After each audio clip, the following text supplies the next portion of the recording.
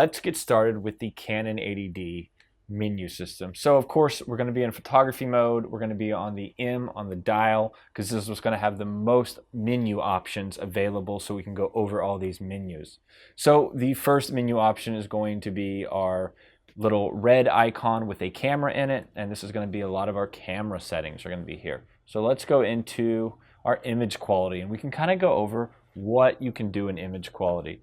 The nice thing about Canon cameras is they allow you, and I think a lot of cameras do this as well, they allow you to shoot RAW and JPEG at the same time. Now if you see, you have a couple different options: RAW, medium RAW, small RAW, and you have a couple different JPEG options down here. Use the dial up at the top. As you can see, I'm just using this dial at the top to change between RAW, medium RAW, small RAW, no RAW. So if I don't want to shoot RAW at all, I don't have a way to process RAW files, I just want to shoot JPEG, there you go. So I always shoot RAW. Very rarely do I shoot JPEG, but sometimes I have a client that's going to want my photos right off the bat, unedited, so I'll shoot them over some JPEGs, and it's easier to transfer JPEGs over the internet. USB card. Really, it's just easier to transfer JPEGs than RAW files, especially if they don't have a way to read the RAW files. So we'll just hit menu to go back, and I don't want to be shooting JPEGs, so let me just move this back a little bit. There we go, and we'll go back. And next is going to be image review. Set that at 2 seconds. I don't need to be looking at my image that long. Image review is when you take a picture, it shows you the image for a few seconds and then goes off the screen, but I can just always hit this right here and go look at my image. Beep is disabled. You can enable the beep. I leave anything that makes noise disabled if possible. I don't need any extra noise. Shutter release without card, fine. Mainly is your shutter going to release without a card in there. I have that on, that's fine with me. Lens abrasion correction, I'll just go in here. We got it enabled. So like we want to, we don't want to get that chromatic abrasion. And that's where you get these little like purple and green and reddish looking lines around the edges of things. Like if you've ever shot a landscape or a barn or something, like zoom way in, and if you have older cameras and older lenses would do this, and you can see these little lines called chromatic abrasion, distortion, and then it gives you the information about the lens that you have connected at the moment. Hit menu to go back. Flash control. Okay, so flash control, we're not going to dive into flash control. If you guys want to look up on my channel, I used a T3i to show you guys how to do this. The flash control is pretty much the same. We're going to go into it a little bit, but it would be a whole nother video to make to explain how the flash control works. So we're just going to go into it. We do have flash firing enabled at the moment. So you can control a lot of your functions from your hot shoe when you actually plug in your flash to the top of your camera, slide it in. You can control those functions. You can also control some functions when the flash is off the camera and you're using some kind of Canon transmitter. So you can switch between evaluated and average ETTL. You can go in here. You can do your external flash settings, but I don't think we can do anything because we don't have an external flash hooked up. So we can't get into those. So these are going to be for your built-in flash settings. So you can go in and figure and mess around with your exposure, and if you want to go ETTL, or you could go manual, and then you would have control about how much power the flash on the camera gives out. Right now it's set to 1.1 power. We could, if we know we don't need that much power, we could go 1/8, which is really cool because 4 years ago, you didn't have this control within the camera. Granted, you really shouldn't be using your onboard flash anyways, but sometimes you have to. You're a hobbyist, you're an enthusiast. You just don't want to spend the extra money on a real flash because you have no need for it. So this is a way that you can control your flash. So it's very simple. And then you can just hit menu, and we could go back. We could even do the touchscreen if we wanted to, and we could just go to ETTL, which is pretty much. I hate this touchscreen. I'm no good with it. My fat fingers. So let's go back to flash settings. I'm going to get back in here. There we go. So ETTL is pretty much automatic flash settings. It's going to meter and figure out what you actually need. And then we got wireless flash function. We got that disabled at the moment. So far as flash is concerned, there's a whole array of information, especially if an external flash hooked up. of just things to learn about how this works. If you want to get more in depth, look up my flash control video, and you'll be able to learn how Canon kind of works with their flash and external flashes. And then last thing on this very first list is the red eye reduction. Of course we want to enable that. We don't want a red eye, even though we don't have issues with red eye, and software takes it out so easy these days that it's not that big of an issue. But come on, I haven't seen red eye in a photo in like 5 years, and I want to keep it that way. Don't want to see it again in my life. We are now in setting 2, as you can see, and let's go over these guys. So you have your exposure compensation. It's pretty awesome. What I use this mostly for, though, is when I want to bracket and do HDR photos. You can set it to bracket, evaluate the bracketing. So what the bracket is this is your baseline, 0. And if you go above it, the idea is that it's going to go overexposed. And if you go under it, the idea is it's going to be underexposed. So let's say you have your camera set to manual, and you're taking pictures and you have the exposure where you want. You know, it's not over or underexposed. It's a comfortable exposure where you want it at. So now you want to take a high dynamic range photo, HDR photo, where you take multiple photos and you blend them together to make, to kind of show the highlights and the over and under exposures to kind of show them and make them pop a little bit more. Some people overdo it and it looks fake or like a painting. That does happen. But there's ways to do it to make it look natural, but make the scene in the video or the scene in the picture look a lot better. So you have that option where you can go in and you can set how much you want to over and expose it. So you could do 0 and then a way under exposure and then a way over exposure. That's probably not going to be your best bet. And you're probably going to actually need more than 3 photos. Most people use anywhere from 4 to like 7 photos for a high dynamic range photo. Or people will take them at different exposures and then they'll actually physically blend the photos themselves, like Ellie Lagarde, an amazing landscape photographer. He actually doesn't stack them as an HDR. He mainly takes 3 photos and works on each part of the photo that he needed and then blends them together manually the way he wants to do it, so it looks more natural than if a piece of software did it in Lightroom or Adobe Photoshop. But you have that option. So we're just going to set it back to 0. And ISO speed settings. So you have these minimum, and we can go in and manual, and so we can go in and set up our ISO speeds as needed. Again, not a big deal. We can do that up here at the top. So I'm not really that worried about that. We're going to do that in camera, and then you can set your range. So like the maximum 16,000, we could set it to high, which is the 25,006. But again, Canon 80D, don't be going over like 225, 2,000 and 2,500 because it's just not going to work out very well for you. So we can hit cancel. That's what it's set to right now. We could change that. We can hit OK, auto range, and then that's the minimum maximum auto range. So an automatic, and this is for stills. Anyways, none of this is really relevant in my opinion. Nothing that you really need to know. Try to keep your ISO under 2500 and you'll be okay. If you go above that, you're going to get some graininess unless you absolutely have to have the photo. I would just wait for a brighter day or learn how to use off-camera flash. Auto light optimizer, that's not going to be an option. That's something that you'd use in, I guess, some of the other automatic modes or other modes. I never use it. I always have it turned off anyways. White balance. So you do have the option to actually change your white balance, which is really, really nice. Your Kelvin temperature or white balance. And I really like having full control over that. But again, if you shoot in RAW and you understand the concept of basic editing with Lightroom and Adobe Photoshop, you can completely change your white balance. Say it's way too warm. Oops, say you brought your white balance. Let's scroll back over here. And our white balance is set and we forgot, we shot the day before and you just forgot to change your white balance. It happens to us all. And it's set to like 9,700 and you really needed it around 4,000. Well, guess what? We can completely fix that. For shooting RAW, it's really easy to fix in Lightroom and Adobe Photoshop. It's not an issue at all. So you don't have to really worry about that. But you like your photo to look good in camera, so it gives you an idea of what you're going to be working with when you get to the editor. So again, with white balance, I like to be able to set it manually, and I love that you have that option with this Canon 80D. So we're just going to set it to auto for now. Now you can do a custom white balance, and the way that works, which pretty much it's changing your Kelvin or your white balance temperature, the way I just showed you where I was scrolling through it, is really the best custom way in my opinion, because my eyes know how to tell where my white balance needs to be at.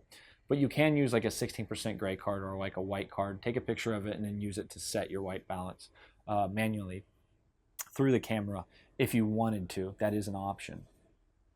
Again, we'll hit menu, white balance shift. So we can go in here and get real technical with our white balance, but we're not going to. And we're just going to hit menu because we don't want to set that, and we want to make sure that didn't get set, because that would be very frustrating if it did. But you can always just go to set, and then we could go back in and we're like, oh, that looks horrible, right? And just hit clear all, and then it's going to put us back at the original setting. So again, with this, unless you're a fairly experienced photographer, you're probably not going to need this, and even pros don't really use this that often. Color space, sRGB or Adobe RGB. You're probably not going to notice the difference between the two. I shoot in sRGB right now. You could shoot Adobe RGB. You are going to be working with Adobe products when you edit, so if you want to have it in Adobe RGB, again, for the untrained eye, you're probably not going to notice the difference. So let's move on to the next one, number 3 under the red camera. Okay, so this is your picture style. These things are pretty awesome. I pretty much always shoot in neutral. You can set up your own if you wanted to. You could go in here and I think if you hit info, and then you could go in here and change these accordingly. We'll hit menu to go back. So the reason that I shoot in neutral is because it's going to give me my flattest picture profile, which means there's not going to be a lot of added color like if you used like the standard or portrait. So what that does is when I bring it into Adobe Lightroom or Photoshop, I'm able to add in the color that I want, and it's going to look more natural and the way I want it to look. So if I shoot it in neutral, it gives me more control over my color when I do edit my photos. So you can use the other ones. You've got monochrome right here, which is pretty much like a white and black, which is kind of cool. But again, most of these other settings that you have right here really can just be done very simply by just doing it yourself in the editor. So just something to think about. I really am a big fan of neutral, and you can build your own profiles, and then you can load in like the CineStyle one. You can load those in manually. You have to be on the manual setting, and you can load that in through the computer using the Canon software. And so if you find a neutral or a flat picture style that you really like, you can load that in and use that. CineStyle is probably the most popular one on the market, and then it would just be one of these user definitions would just turn into that, and you could call it CineStyle, and then you would just go to that like it was one of these pre-made ones. So we'll go back out. Long exposure noise reduction. I never use this. I get the use of it. It's gonna help. The idea is that it helps with longer exposures, and it's gonna reduce the noise. But I do a lot of astrophotography and astro time-lapse, and it actually can hurt my time-lapse and my astrophotography. So I just don't see a use for it, but it's an option. It's there if you guys want to use it. If you're just shooting some pictures and you need to reduce some noise on those long exposures, it might really help you out. High ISO speed. So you've got low, standard, high. Again, options are limited with RAW or RAW plus JPEG image quality, just to let you know. And the I just again leave that off. I don't use it. I don't use any of these. High tone priority. Again, that's going to change a little bit of your tone when shooting. Don't need it. I feel like I have full control when I'm editing, and that's the way I want to do it. Dust delete data, and so again, that's another thing that it's a piece of software that you use or a thing that you use to figure out where dust, and it helps delete that, and you can use that. Multiple exposure, that's disabled. We could enable that. Again, we're not going to be doing a lot of multiple exposures, or I don't do a lot of multiple exposures using the Canon settings. I like to manually do those again. I think a lot of it's because none of these options were around when I first started out as a photographer, and I like the old way of doing certain things. But you can go in and set up different settings for multiple exposure And if we enable it, I don't know if that will, okay, so we can't go into HDR mode.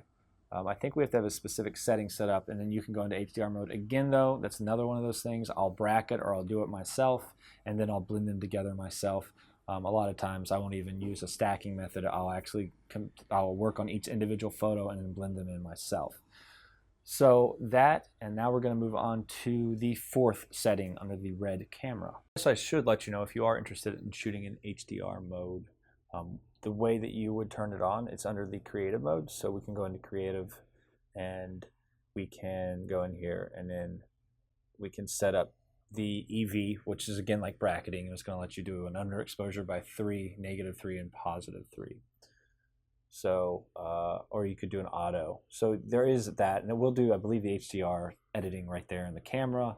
You can do different effects, continuous HDR, and then enabling alignment. So you definitely want to have that enabled, so it will help align your photos when you're taking them, so that they can work. Because an HDR again is stacking a minimum of 2 to 3 photos on top of each other, and what it does is it overexposes and underexposes, so the parts in the photo that would normally be like with the sun would cause like really heavy shadows, the shadows wouldn't be as bad, and vice versa. Now let's just go back to manual mode, and I guess I should mention that you can like scroll through these and it gives you a little bit of information when you're going through them on the back like this, but more in-depth information is always on the internet. So if there's ever stuff that I'm explaining that just you guys get lost or doesn't make sense, there's probably a few things that I'll skip over that I'm just kind of like, I don't use and I don't know a lot about because I just haven't had the need to know it. Google has all your answers, or YouTube. There's so many places that you can get answers from that are going to help you with your photography. All right, so we're jumping over to 4. You got your intervalometer. Interval timer, it's called an intervalometer pretty much. You can enable that. This is going to be great for setting up time lapses. So this is set to do, as you can see, it's enabled for intervals of every 10 seconds. It's going to take a picture, up to 10 pictures, and then you can go in and change that. So you could do, let's say I wanted to do lots and lots, or I wonder if it allows you to just do 0 or none. Yeah, unlimited. That's what I would have it set to, unlimited at 10 seconds. 10 seconds is going to be great for like a sunset. So every 10 seconds it takes a picture. 8 to 10, 8 to 12 seconds is great for sunsets. Again, it's another one of those things where I have an external intervalometer and it does all the work for me. And I just trust it more than I do the Canon camera. So it's another one of those things where, being an old photographer, things have changed since I started playing this photography game. Bulb timer, this is going to be under bulb. So we can go to bulb. I think I went the wrong way. So we'll get there. B. Okay. And menu. And then we can enable bulb timer. And you can preset your exposure. So we can go this here. Now this is kind of nice. And this is something I may use down the line. But I can preset my bulb timer, so I could set this to like go off after like a minute, which is kind of a nice thing. The external unit, an external intervalometer, does the same thing, but this may be a little bit quicker, so this could be something that I may use down the line. So let's go back to manual mode, and then we'll go back in anti-flicker. Sure, we can enable that. You're mostly going to need that for time lapses, but these days you're just not getting a lot of flicker, and there's so many great pieces of software to like help you edit your time lapses. They're going to get rid of flicker. Mirror lockup, we just leave that on off. Aspect ratio. So this is mainly just going to put crop lines depending on, like, if you want 16:9, and it will crop it. So when you bring it into Lightroom, it'll bring it in as a 16:9 photo. But it doesn't really matter because you can still go in and hit the crop item. Select the crop item and develop under Lightroom, and you can just bring it back to its full size. So mainly it's going to crop it more of a rectangular style shot. 5 is going to be your live view shoot, and we can disable or enable that. We're going to keep it enabled, I guess. I don't ever shoot in live view. We can AF focus mode. So these are just, they're different tracking things for when you're tracking when you're tracking people or subjects, it's just different tracking modes. Right now, I think this one's set to like your face plus tracking. You got these two different flex zones, and you can see they do a little bit different. But I honestly, it's not something that I've ever really needed or paid attention to a lot, so I don't know in depth about like the AF method here. So just to let you know, touch shutter, enable or not, and we'll just leave that disabled. Grid display, you have these different grids that you can display. As you can see, there's a grid right there, and you can do these different grids. I don't use them, but they can help in specific situations. Exposure simulation, you have that option. Don't know much about it. I don't think I need it. So maybe if someone does, they can leave a comment, and I will stand corrected. Let's move on to the last item under the camera. You have silent live view shoot here. There's a couple different modes. I'll leave it on mode 1. You got meter and timer. I've got that set to 8 seconds. All right, we'll go back, and then we'll use the shutter wheel up here at the top to roll on over to the next part. Now, I never use anything in the blue. Ever since Canon's been using these different colored icons, I don't use any of this stuff, but we'll go over it real quick. You can set up stuff to protect your images. We don't have anything to protect. We can rotate images. We can erase images. We can print order. We can photo book setup. We can set up photo books. I mean, this is ridiculous what you can do in camera these days, because I do everything externally 100% pretty much. Creative filters, you have all these really cool creative filters you can add. So you can go in here, if you have a photo, you can change the look of the photo with these creative filters. Raw image processing, you can do some basic processing of your raw image, which is pretty wild that you can do that in camera. I'm sure it's very rudimentary, but it's doable. So crop, resize, rate, slide, image jump. It's very simple. You can crop your image, you can resize your image, you can rate your image. I guess if you have time, rating could help you if you know that photo is something that you're probably going to want to edit. It will add that metadata information into that, so when you load it into Lightroom, you'll be able to see that you've already rated the image, which is kind of nice. Again, I do all that. It's much faster to do that in Lightroom as a batch item instead of just doing it. You just can't do it fast enough in camera. You can slideshow, you can set up slideshow, image jump. So image jump is using the wheel up here again, the shutter wheel. And I've got it set to like 10, but you could set it to 1. So as you scroll through and look at your different images, it will do it by single image, where if I set it to 10, it will jump by 10 images. And if you take, like, let's say you go to a wedding and you want to look at specific things and you take thousands of images at a wedding, let's say, it's a lot of images, but people have done it. You could jump by the hundreds, and then you could do your single images right here. So I'll just leave it at 10, but I hardly ever really worry about this option. All right, let's scroll to the last one, a highlight alert. So you can add in an alert to let you know, like, if your highlights, your AF points, playback grid, histogram, how you want to set up your histogram, brightness or RGB, control over HDMI. You can set it up so that, I believe you have HDMI out now. This is a newer thing in Canon cameras. We didn't used to have that for like external monitors, which is really nice for when you're shooting video. And now we jump into the wrench. We're gonna go over this in part 3, and we're just gonna go over what the wrench does, and then we'll go over some of the settings for the custom functions, but we're not gonna go too in depth in the custom functions. That's a lot of information, and most people that are gonna be watching this, that's gonna overwhelm you doing the custom functions. Not saying everybody will, I'm not trying to put anybody down here, but any real professional probably is not watching this. Maybe they're learning a couple basic things about their new camera, but most professionals like myself, we just pick up the body. I've been shooting Canon for so long, I just pick a body up and go. I already know how to operate Canon bodies. So the custom functions is going to be would be a whole separate video for the next level of professional or intermediate, not as much amateur photographers, in my opinion. Anyway, so we're going to go over this in part 3. So part 3 will be the last little bit of the menu system, and then in part 4 we'll go over some of the basic video functions. As well, as I always say this at the end of every video, there'll be links to the other parts in at the end of this, and then there'll be a link to the Canon 80D if you guys are interested in checking it out and purchasing it. Using that link helps with commission that we get from B&H to keep this channel alive, and we really do appreciate it anytime that you go and purchase something through our links. And as always, there'll be links at the very end of the video of me just blabbing on, where you can go follow us on Instagram or like us on Twitter or like us on Facebook or whatever. We really do appreciate having that community. It's a lot of fun. So thanks for stopping in, and as always, guys, I'll catch you next time.